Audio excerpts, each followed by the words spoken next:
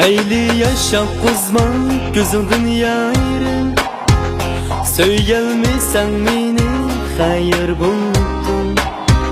Meyli köngül bergin özgege yayrı, söygü degen yayrı şuna okşaydı. Meyli sen baxtlik bolalısanla, men şunundan xuşal bunu bildim. Lekin hiç bilmedim günahim nima uchun taqdir buncha qiynaydi.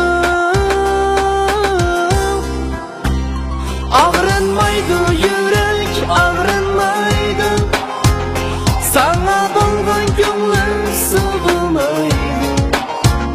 Ağrınmaydı yürek, ağrınmaydı, chunki sana kuygan günah o'zimda.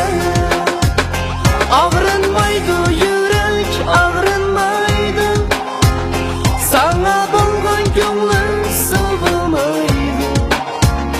Ağrınmaydı yürek, ağrınmaydı, chunki sana kuygan günah o'zimda.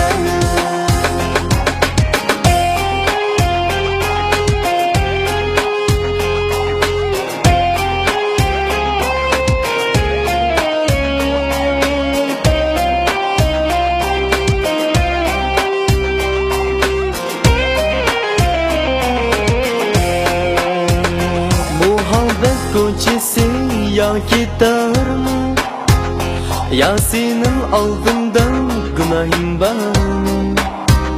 Men sana şunca köygenge o'xshash, o sana chin ko'ngil beralandim. Agar ko'ngilgayni gasam kerak, oqibat uningdan azarigimdan.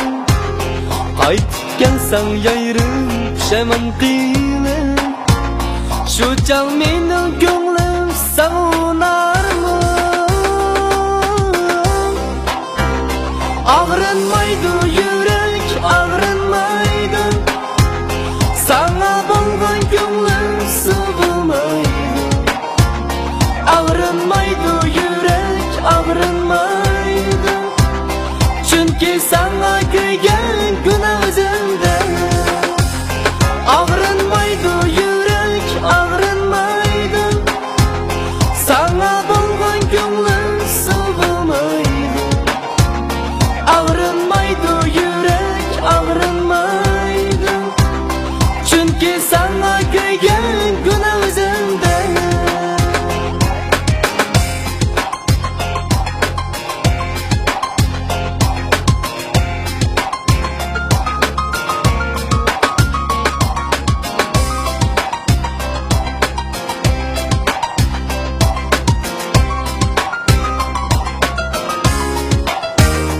Ağrınmaydı yürek, ağrınmaydı, sana bo'lgan ko'nglim so'g'maydi.